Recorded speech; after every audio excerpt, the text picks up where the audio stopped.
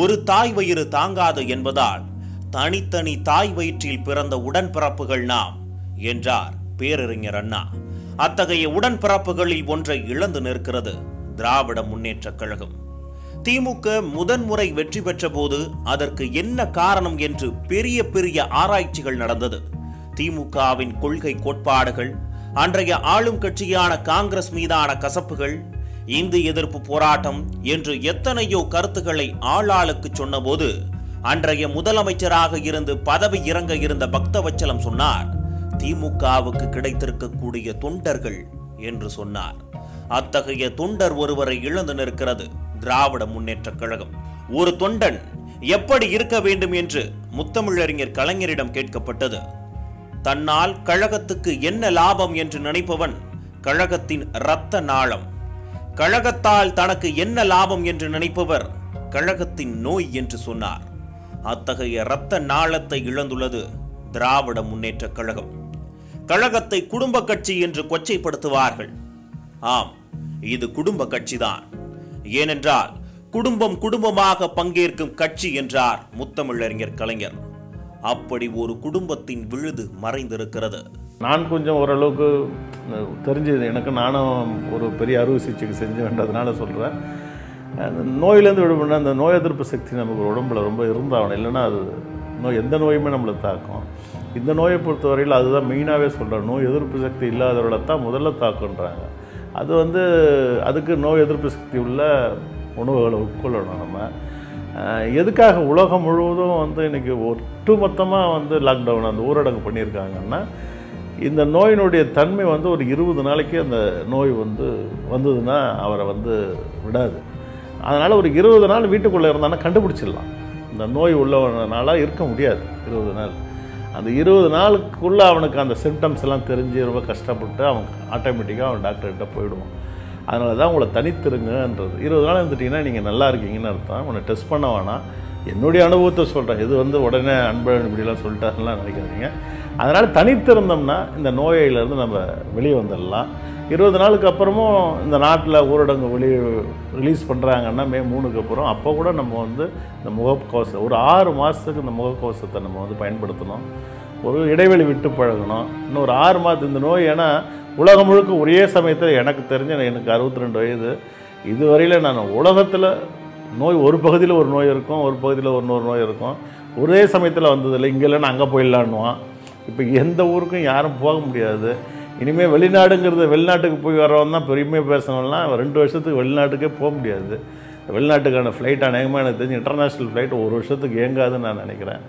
அதனால் யாரும் போக மாட்டாங்க. அதனால் எல்லா நாட்டிலையும் இந்த நோய் இருக்கிறதுனால மக்கள் இந்த நோய்க்கான மருந்து கண்டுபிடிக்கிற வரையில் ஜாக்கிரதையாக இருக்கணுங்கிறது தான். ஜாக்கிரதைங்கிறது தனிமையாக இருக்கணும், யாரோடையும் ஒட்டி உறவாடக்கூடாது. வீட்டில் இருக்கிறவங்களோட மட்டும் அந்யோன்யமாக இருந்துவிட்டு வெளியில் வரவங்கள ரொம்ப ஜாக்கிரதையாக நம்ம அவங்களோட பழகணும்னா அது பண்ணலாம். இந்த இருமல் தும்மல் வரவங்ககிட்ட இருந்து கொஞ்சம் தள்ளி இருக்கணும். ஏன்னா அதுதான் ரொம்ப மெயினாக வருதுன்னு டாக்டர்ஸ் சொல்கிறாங்க.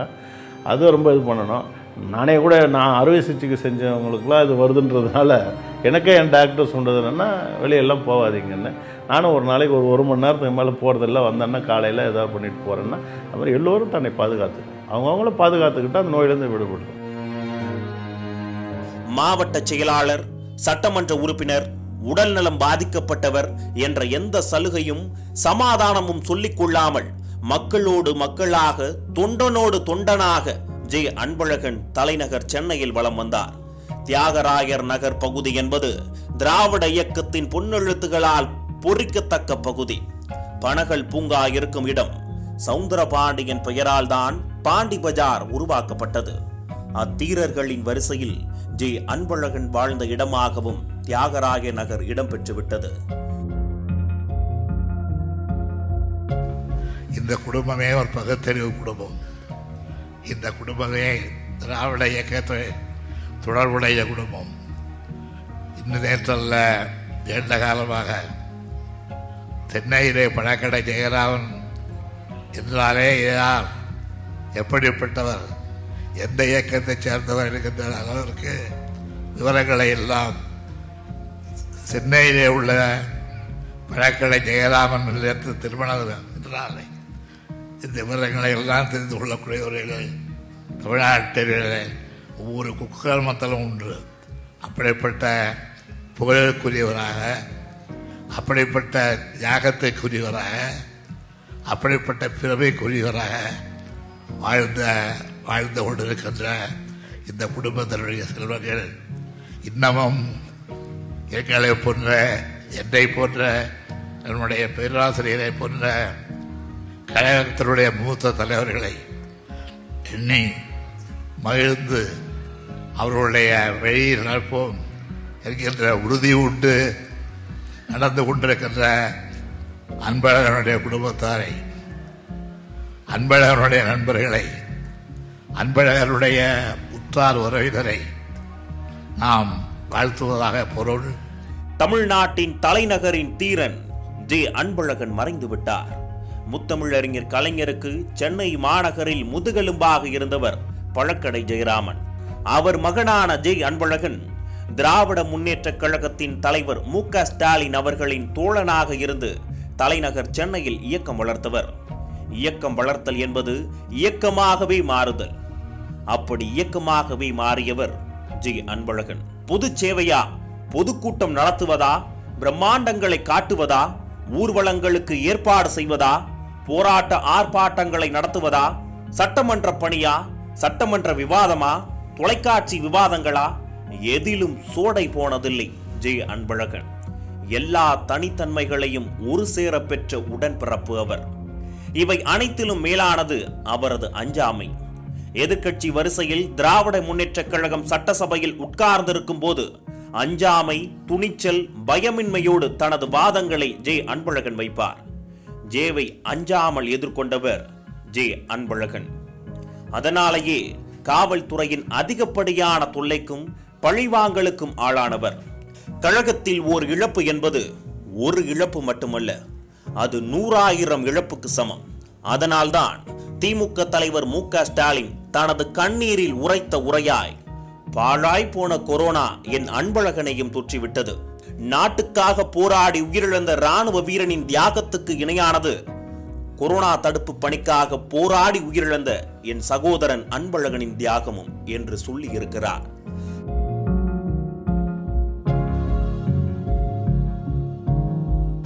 திமுக தன் தலைமகனை மக்களுக்கான களத்தில் இழந்திருக்கிறது. ஆம், சென்னையில் மாவட்ட செயலாளர்களில் ஒருவரும் திருவல்லிக்கேணி சட்டமன்ற உறுப்பினருமான ஜே அன்பழகன் கொரோனா நோய் தொற்றின் காரணமாக காலமாகி இருக்கிறார். இந்தியாவிலேயே முதல் முறையாக கொரோனா நோய் தொற்றில் பலியாகி இருக்கும் மக்களின் பிரதிநிதி. திமுக ஒரு வாரிசு கட்சி என்பார்கள். ஆம், திமுக வாரிசு கட்சிதான். நாங்கள் வழி வழியாக தமிழ்நாட்டு மக்களுக்கு காவல் புரியும் காவல்காரர்கள் என்று அதற்கு பதில் சொல்லுவார்கள். அந்த பதிலை உண்மையாக்கும் வகையில் வந்து தன் உயிரையும் மக்களுக்கு வாரிக் கொடுத்து நிரூபித்திருக்கிறார் தியாகராய நகர் பழக்கடை ஜெயராமன் என்கிற திமுகவின் பெருந்தொண்டரின் மகன் ஜே அன்பழகன்.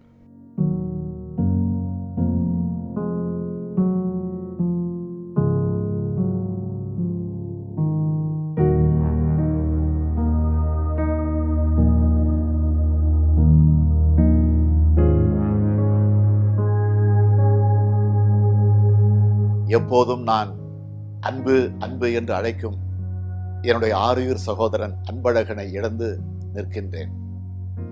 என்னுடைய இளமை காலம் முதலே என்னோடு தோளோடு தோள் நின்ற தோழன் ஜே அன்பழகன். தியாகராய நகரில் வாழ்ந்த தீரன். முத்தமிழறிஞர் கலைஞருக்கு தளபதியாக இருந்த பழக்கடை ஜெயராமனின் மகன். எமர்ஜென்சியில் நாங்கள் கைதான போது பழக்கடை ஜெயராமன் அவர்களும் கைதானார்கள். சென்னையில் திராவிட முன்னேற்ற கழகத்தின் போர்ப்படை தளபதின்னு பழக்கடை ஜெயராமனை சொல்லுவாங்க. அப்பாவை போலவே அன்பழகனும் திராவிட முன்னேற்ற கழகத்துக்கு சென்னையில் கிடைத்த போர்ப்படை தளபதியாகவே திகழ்ந்தவன். செயல் வீரனாக மட்டுமல்ல, சட்டமன்றத்திலும் சிங்கமென கர்ஜிப்பார். எத்தனையோ தாக்குதல்களை, இடர்பாடுகளை, இளைஞர்களை, இன்னல்களை கழகம் சந்தித்திருக்கிறது.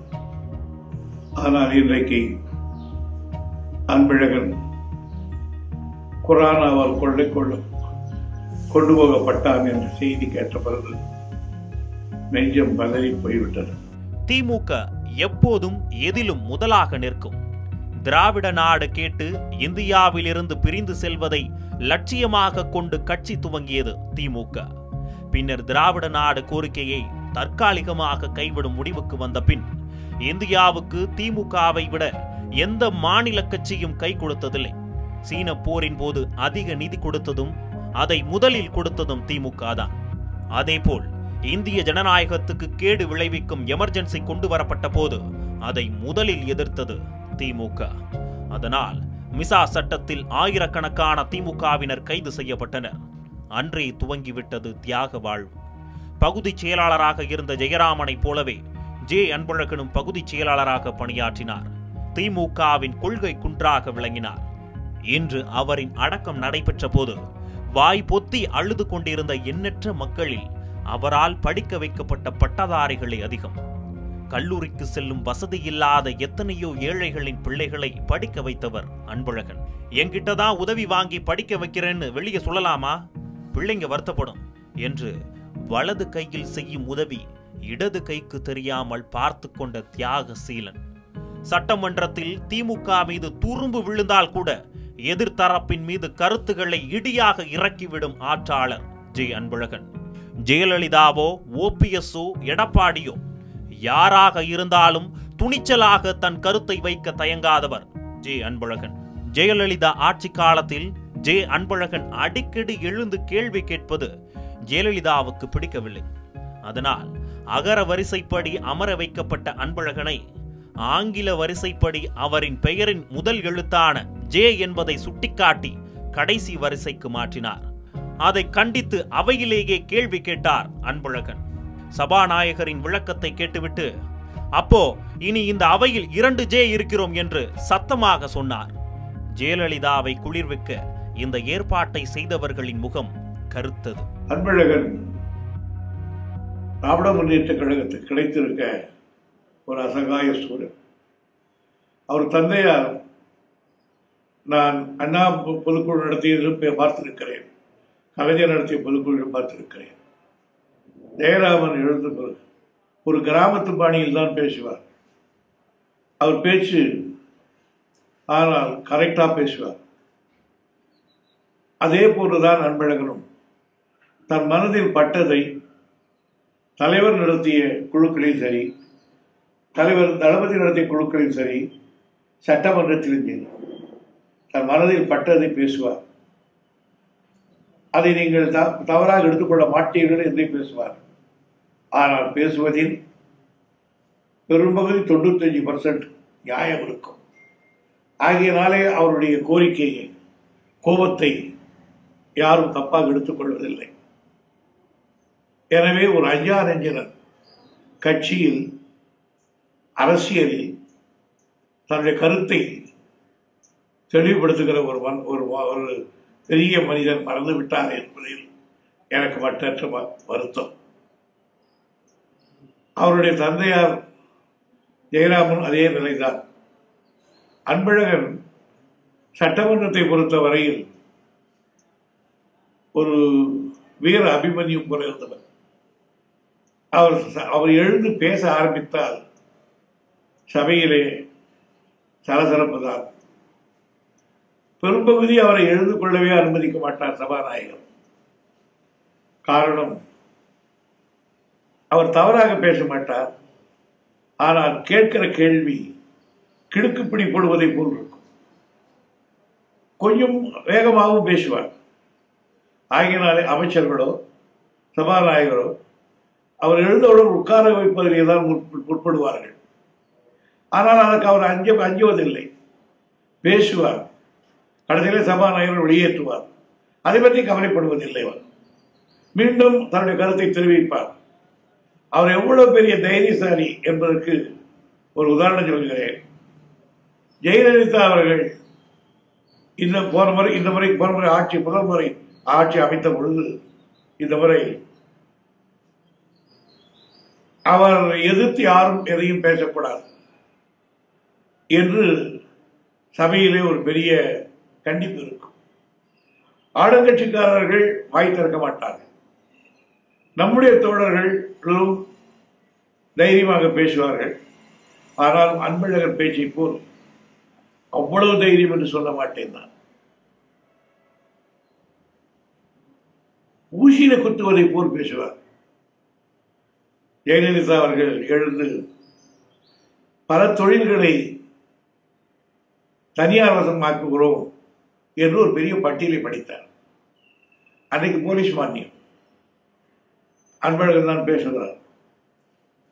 அன்பழகன் பேசுகிறார் என்று சொன்னார், இங்கே முதலமைச்சர் பல அரசு துறையினுடைய தொழில்களை எல்லாம் தனியாருக்கு தானே வாக்கிறார்கள். கேட்டால் அதுதான் சரியாக திறமையாக நடத்தப்படும் என்கிறார்கள். அரசாங்கத்தை விட தனியார்கள் திறமையாக நடத்துவார் என்கிறார்கள். அப்படியானால் முதலமைச்சரே, எப்பொழுது போலீஸ் இலாக்காவில் கையாளாக தன்மை இருக்கிறது. எனவே போலீஸ் இலாக்காவையும் நீங்கள் தனியார் மயமாக்குவீர்களா என்று கேட்டார். அந்த கேள்வி ஜெயலலிதாவை நெடுநடுங்க வைத்து விட்டது. ஜெயலலிதா கோபம் வந்தால் எழுந்து முறைப்பார். உஸ் உஸ் என்று நாகர் சீர்வரை போல் சீர்வார். ஆனால் அதை பற்றி கண்டுகொள்ளவே இல்லை ஜெயலலிதா. அப்படிப்பட்ட ஒரு தைரியசாலி. ஜெய அன்பழகன் துணிச்சல், கருணை என்று சொல்லிக் கொண்டே போனாலும் அவர் ஒவ்வொரு கழக நிகழ்ச்சியையும் நடத்திய அழகு தனி ரகம்தான். கலைஞர் மறைவுக்கு பின் அவரின் சிலை அண்ணா அறிவாலயத்தின் வாசலில் திறக்கப்பட்டது. அன்னை சோனியா திறந்து வைத்தார். பொது சிலை திறக்கும் இடத்திலேயே திறப்பு விழாவுக்கு பின் பொதுக்கூட்டம் நடக்கும். அறிவாலயத்தில் அவ்வளவு பெரிய இடம் இல்லாத காரணத்தால் சிலை திறப்புக்கு பிறகு வேறு இடத்தில் சிலை திறப்பு விழா பொதுக்கூட்டம் நடைபெற்றது. அங்கு சென்றவர்களுக்கு ஒரு வியப்பு காத்திருந்தது. ஆம், அங்கு ஒரு பிரம்மாண்ட அறிவாலயத்தை போன்ற மேடை அமைத்திருந்தார் ஜெய அன்பழகன். செயின்ட் ஜார்ஜ் கோட்டை, அண்ணா நூற்றாண்டு நூலகம், கலைஞரின் கோபாலபுர வீட்டின் வரவேற்பறை என்று தான் நடத்தும் நிகழ்ச்சிகளின் மேடைகளை கலை நயத்துடன் அமைப்பதில் வல்லவர் ஜெய அன்பழகன். இந்திய சீன போர், இந்திய பாகிஸ்தான் போர், கார்கில் போர், எண்ணற்ற இயற்கை பேரிடர்கள் என அனைத்திலும் வேறு எந்த மாநில கட்சிகளை விட அதிக உதவி செய்த திமுக இந்த கொரோனா நோய் எதிர்ப்பு போரிலும் தன் தலைமகனை பலி கொடுத்திருக்கிறது. 15 ஆண்டுகளுக்கு மேலாக திராவிட முன்னேற்றக் கழகத்தின் மாவட்ட கழக செயலாளராக பொறுப்பேற்று பணியாற்றியவர். திராவிட முன்னேற்றக் கழகத்தினுடைய தலைவர் முத்தமிழறிஞர் கலைஞர் அவர்களின் நம்பிக்கைக்கு பாத்திரமானவர். இன்றைய தலைவர் தளபதி மு.க. ஸ்டாலின் அவர்களுக்கும் மிகுந்த நம்பிக்கைக்குரியவர். கொரோனாவினால் பாதிக்கப்பட்டிருக்கிற ஏழை எளிய மக்களுக்கு தொடர்ந்து உணவுப் பொருள் வழங்கும் நிகழ்ச்சிகளில் அவர் பங்கேற்று வந்தார். இந்த நிலையில் கொரோனா தொற்றுக்கு ஆளாகி தனியார் மருத்துவமனையில் அனுமதிக்கப்பட்டு சிகிச்சை பெற்று வந்த நிலையிலும் சிகிச்சை பலனின்றி உயிரிழந்தார் என்பது மிகுந்த வருத்தத்தை தருகிறது. ஜே அன்பழகன் என்கிற சட்டமன்ற புயல் ஓய்ந்தது. அவரிடம் கற்றுக்கொள்ள ஏராளம் இருந்தாலும் அதில் முதன்மையானது அவரின் மக்கள் பணி. அந்த பாடத்தை நாம் படிக்க வேண்டும். திமுக மாவட்ட செயலாளராக, கட்சி பணிகள், சட்டமன்ற உறுப்பினராக மக்கள் பணிகள் என்று இருந்த அன்பழகன் கிரிக்கெட் ரசிகர். கிரிக்கெட் மட்டுமல்ல, கால்பந்து ரசிகரும் கூட. முத்தமிழறிஞர் கலைஞர் போலவே ரசிப்புத்தன்மை கொண்டவர். கொரோனா நோய் தொற்று தொடங்கிய உடனே தமிழக அரசின் பாராமுகத்தால் தமிழக மக்கள் உணவின்றி தவிக்க துவங்கினர். உடனே திமுகவின் சார்பில் ஒன்றிணைவோம் வா என்கிற திட்டம் அறிவிக்கப்பட்டது. அதன் மூலம் மக்களுக்கு உணவுப் பொருட்கள், உணவு போன்றவை வழங்கப்பட்டது. தமிழகம் முழுவதும் லட்சக்கணக்கானோர் பயன்பெற்றனர். இந்த ஒன்றிணைவோம் வா நிகழ்வுகளில் ஜெய் அன்பழகன் அவர்களை கலந்து கொள்ள வேண்டாம் என அன்பு கட்டளை இட்டிருந்தார் மு.க. ஸ்டாலின். காரணம் அவரின் உடல் நலம். ஏற்கனவே கல்லீரல் மாற்று அறுவை சிகிச்சை செய்திருந்த அவரின் உடல் நலம் கருதி அப்படி சொல்லியிருந்தார். இருந்தாலும் மக்கள் தவிக்கும் போது எப்படி வீட்டில் அடைந்து கிடப்பது என்று களத்திற்கு வந்து உதவி பணிகளை முடுக்கிவிட்டு தாமும் நேரடியாக வழங்கி வந்தார். இந்நிலையில்தான் நோய் தொற்றுக்கு ஆளாகி களப்பலியாகி உள்ளார் இந்த கலைஞரின் தொண்டர். ஆனால் போகிற பொழுது ஒன்று சொல்லிவிட்டு போனார். நான் இந்த மக்களுக்கு தொண்டாற்றுகிற பொழுது கொரோனாவில் பிடிக்கப்பட்டேன் என்று சொல்கிறார்கள். ஆனால் இந்த கொரோனாவை வெற்றி கண்டு நான் திரும்பி வருவேன். என் மக்களுக்கு இதே இடத்தில் இருந்து பண்ணார் தொண்டை ஆற்றுவி என்று சொல்லிவிட்டு ஒரு வஞ்சனம் கூறிவிட்டு போனார். ஆனால் அவர் திரும்பி வர முடியாமல் போய்விட்டார். பாரதத்திலே அபிமன்யு வியூகத்தை உள்ளே புக கற்றுக்கொண்டார். ஆனால் வெளியே வர முடியாமல் மாட்டிக்கொண்டதை போல் குரானா வகுத்த வியூகத்திலிருந்து வெளியே வர முடியாமல் எங்கள் அன்பழகன் மாட்டிக்கொண்டார். எனவே எங்களுடைய அன்பழகன் குடும்பம் அவரை இழந்து வாழ்கிற கட்சி தோழர்கள் எவ்வளவு வருத்தப்படுகிறார்களோ அதைவிட 1000 மடங்கு அவர் குடும்பத்தினர்கள், குழந்தைகள், சகோதரர்கள், சுற்றார் உறவினர்கள் வருத்தப்படுகிறார். தளபதி ஒன்று சொல்லி அழுதார். அவர் முகத்தை கூட பார்க்க முடியவில்லை. தளபதி மட்டுமல்ல, அவர் துணைவியார், அவர் குழந்தைகள் யாருமே அவர் முகத்தை காட்ட மாட்டார்கள், காட்டவில்லை. எங்கள் நெஞ்சி இருக்கிற வரையில் அன்பழகனுடைய நினைவு இருக்கும், அவர் புகழ் இருக்கும். அவரை நாங்கள் போற்றி அவர் புகழை பாடுவோம். அன்பழகன் மட்டும் இல்ல, அவரது மொத்த குடும்பமும் கழக குடும்பம் தான். அவர்கள் அனைவருக்கும் நான் எப்படி ஆறுதல் சொல்வேன்? உடன்பிறப்புகள் அனைவருக்கும் எப்படி தேர்தல் சொல்லுவேன்? எங்கே காண்பேன் என் அன்பை? எனக்கு நானே எப்படி தேர்தல் சொல்லிக் கொள்வேன்? கழகத்தின் தீரமிக்க உடன்பிறப்பு ஜே அன்பழகன் அவர்களின் தியாக வாழ்வை போற்றுவோம். திராவிட இயக்கம் மறவாது உன் திருமுகத்தை.